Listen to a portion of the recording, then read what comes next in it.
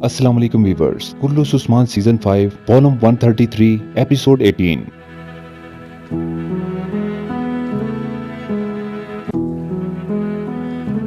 इस एपिसोड के आगाज में सरदार याकूब अपने खेमे में महमद से कहता है, महमद उस्मान मेरी सल्तनत के लान से पहले खजाना हासिल करना चाहेगा, तुम उसका पीछा करोगे। जौबन महमद कहता है, जो आपका हुक्म, जो मुझे रोकेगा मैं उसे कुचल दूंगा। उसी लम्हे एक सिपाही वहाँ आता है और कहता है, मेरे सुल्तान रायमोस कल उस्मान के महल से फरार होता हुआ मारा गया। तो महमद कहता है, बहुत आला, उसका मरना बेहतर था। फिर सरदार याकूब बाजू फैलाते हुए कहता है, मैं जानता था कि वो उस्मान के पास है, वो जिए या मरे वो जुबान खोल चुका था, लेकिन उस्मान इतना कमजोर है कि ये जानते हुए भी वो मेरे खिलाफ तलवार नहीं उठा सकता था। जो अपनी जुबान नहीं संभाल सकता जान खो बैठता है। उस्मान के सिपाहियों में से एक सिपाही जरकुताए, उसे ढूंढकर मेरे पास लाओ। ये सुनते ही सिपाही वहाँ से चला जाता है। इधर उस्मान साहब सरदारी खेमे से बाहर आते हैं और बहुत तेजी से घोड़े पर सवार होकर सिपाहियों के साथ वहाँ से रवाना हो जाते हैं। उनके जाते साथ ही वेसेलियस अस्तबल में एक साथी के पास आता है और कहता है, उस्मान जा रहा है, ईसा के बेटों को बताओ कि वो उस्मान के लिए घात लगाएं। अब उसके लिए कोई जगह महफूज नहीं,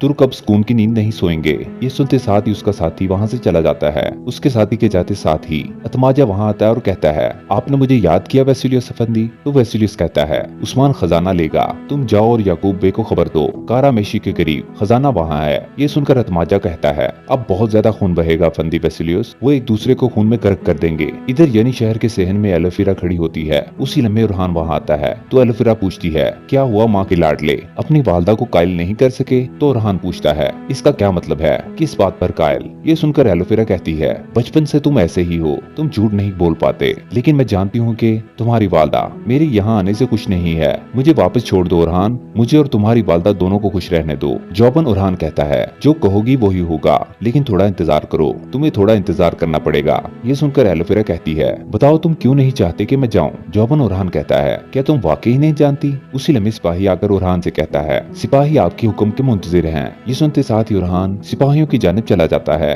और एलोफिरा पीछे से एक घोड़ा गाड़ी में छुप जाती है। इधर महमद सरदार याकूब के पास आकर कहता है, यानी शहर के जासूसों की तरफ से खबर मिली है हजूर, उस्मान लेफ्ट के जाने के लिए फौज तैयार कर रहा है, वो अपनी साख बचा रहा है। जौबन सरदार याकूब कहता है, फतह से उसकी साख मजबूत होगी, मुझे मालूम था कि वो लेफ्ट के जाएगा। तो महमद कहता है, मुझे खजाना लाने दें, मैं ये सब शुरू होने से पहले ही खत्म कर दूंगा। इस पर सरदार याकूब खड़े होकर कहता है, हम ऐसी चाल चलेंगे कि वो मुकाबला भी नहीं कर पाएगा। तुम सबसे पहले सल्जाक्स के पास जाओगे, तुम उनसे उस्मान की बैत करवाओगे। ये सुनकर सादत खातून पूछती हैं, आपको इससे क्या फायदा होगा जनाब? तो सरदार याकूब कहता है, मैं उसे सिपाही इकट्ठे करने से रोक रहा हूँ। उस्मान मजबूरन सल्जाक्स को अपनी फौज में रख लेगा, और सोचो जब वो उनके साथ मिलकर फतुहात की जानब बढ़ेगा तो उसका क्या हाल होगा। ये सुनकर सादत खातून खुश होते हुए कहती है, सिपाही बनने के लिए दिल चाहिए होता है, लेकिन सुल्तान बनने के लिए होशियार बनना पड़ता है। मुझे आप पर नाज है मेरे सुल्तान। इस पर सरदार याकूब कहता है, ये तो आगाज है सादत, मैं उस्मान के फतह के ख्वाब को चकनाचूर कर दूंगा। इधर जंगल में उस्मान साहब सिपाहियों के साथ घोड़े दौड़ा रहे होते हैं। उसी लम्हे उनकी नजर एक खातून पर पड़ती है जो जख्मी हालत में जमीन पर पड़ी होती है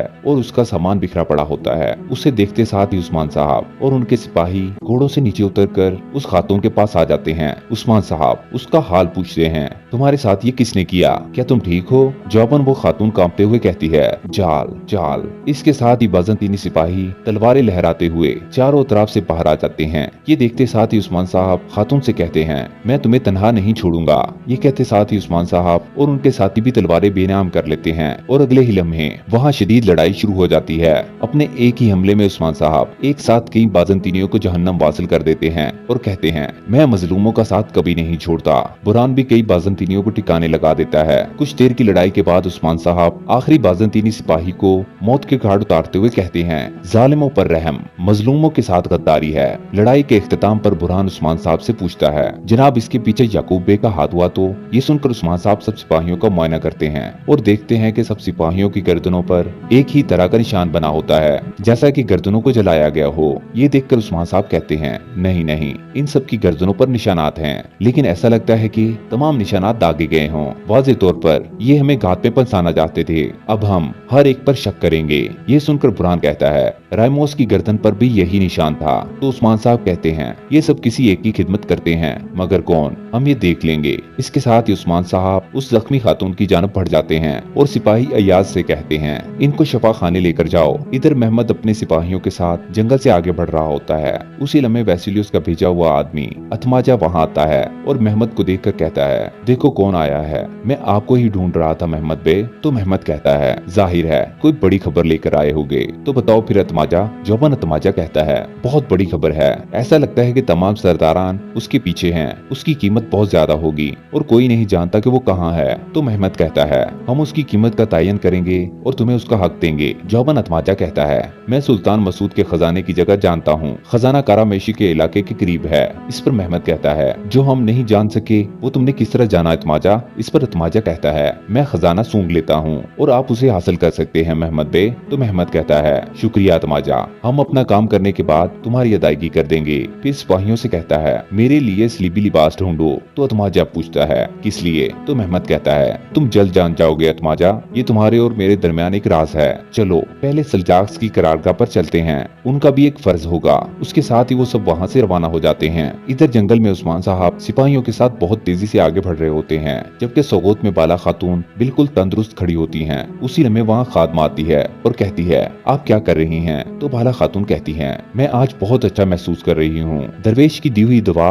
कारआमद साबित हुई है। इस पर खात्मा कहती है अच्छी दवा थी, लेकिन आप फौरन उठ खड़ी हुई तो फायदा कैसे होगा, आपको थोड़ा आराम करना चाहिए था। तो बाला खातून कहती हैं मैं आराम करती हूँ तो मेरे प्यारे गमज़दा होते हैं, अब कोई आराम नहीं। उसी लम्हे उस्मान साहब कमरे के बाहर पहुँचते हैं और अलाजा को बाहर खड़ा देखकर हैरान होते हैं। फिर जैसे ही कमरे की जानिब बढ़ते हैं तो बाला खातून कमरे से बाहर आ जाती हैं। बाला खातून को बिल्कुल तंदुरुस्त देखकर उस्मान साहब हैरान रह जाते हैं। फिर बेसाख्ता पूछते हैं बाला ये कैसे हुआ, तुम कैसे उठी। हाँ जौबन बाला खातून कहती हैं उस्मान मैं ठीक हूँ, मैं बिल्कुल ठीक हूँ, मैं आपसे मिलने आ रही थी लेकिन आप पहले ही आ गए। ये सुनते ही उस्मान साहब उसे गले लगा लेते हैं। फिर पूछते हैं बताओ ये कैसे हुआ। तो बाला खातून कहती हैं दरवेश अफंदी ने मेरा इलाज दरियाफ्त किया, जब से मैंने वो पिया मुझे बेहतर महसूस हो रहा है। ये सुनकर उस्मान साहब कहते हैं माशाल्लाह माशाल्लाह, वो दरवेश कौन है। तो बाला खातून कहती हैं मैं उनका नाम नहीं जानती, मगर आप यहाँ क्या कर रहे हैं। जौबन उस्मान साहब कहते हैं जब मैंने तुम्हें इस तरह देखा तो मैं हैरान रह गया, चलो आ जाओ क्योंकि अब तुम ठीक हो,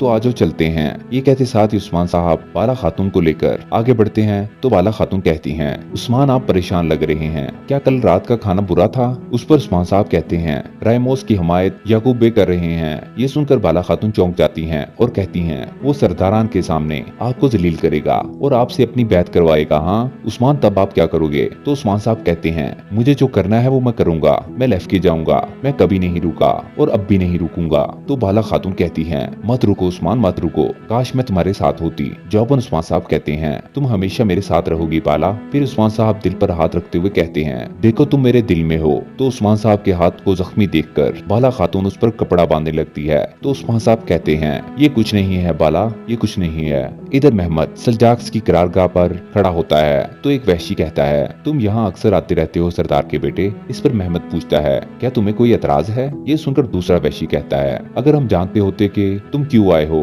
तो फिर हम बताते कि हमें एतराज है या नहीं। इस पर मेहमद कहता है मैं यहाँ एक माहिदे के साथ आया हूँ, आज से मामला संगीन है, मैं तुम्हें तुम्हारी सोच से ज्यादा सोना दूंगा। इस पर वहशी कहता है जो तुम कह रहे हो अच्छा लगता है, लेकिन हमें बताओगे कैसे। तो मेहमद कहता है मैंने तुमसे क्या कहा, मैंने तुमसे कहा कि तुम मेरी बैत करोगे। इस पर पहले वाला वहशी कहता है लेकिन हमने तुम्हें उसका जवाब नहीं दिया। फिर दूसरा वहशी कहता है हमने तो नहीं कहा कि हम याकूब बे की बैत करेंगे। जौबन मेहमद कहता है याकूब बे की नहीं, आप उस्मान की बैत करोगे। ये सुनकर वहशी चौंक जाते हैं और एक दूसरे की जानब देखते हैं। फिर एक वहशी पूछता है हम ऐसा क्यों करेंगे। तो मेहमद के इशारे पर 3 सोने के संदूक रखकर खोल दिए जाते हैं और मेहमद कहता है सोने के लिए सबसे पहले तुम मुझसे अपना सोना हासिल करोगे, हर बार मैं तुम्हें सोने के 3 संदूक दूंगा। इस पर वहशी कहता है ये सब सोने से भरे 3 संदूक कबूल नहीं करेंगे। फिर दूसरा वहशी सोने के एक संदूक पर पांव रखते हुए कहता है भेड़िया भेड़ के बच्चों का पीछा करता है और हमले के लिए मुनासिब वक्त का इंतजार करता है, इसमें बहुत वक्त लगेगा, हमें हर बार के लिए